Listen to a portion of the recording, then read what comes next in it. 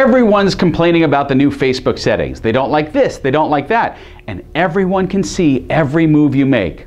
But that's not exactly true, and I'm going to show you why. So let me disappear and let's get started.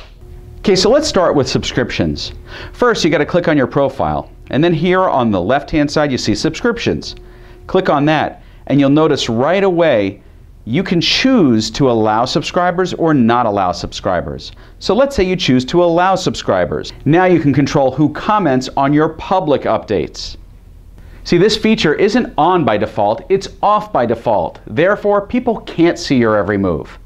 Next, let's talk about posting and how that affects your subscriptions. Here, I'm going to show you how to control who sees what on this post. You have public, friends, friends except acquaintances, custom, or you can go down to your lists, like close friends, or in my case, data doctors, and some of my photography buddies. You can also hit all your lists, but you control who sees your stuff at all times. This is a first for Facebook.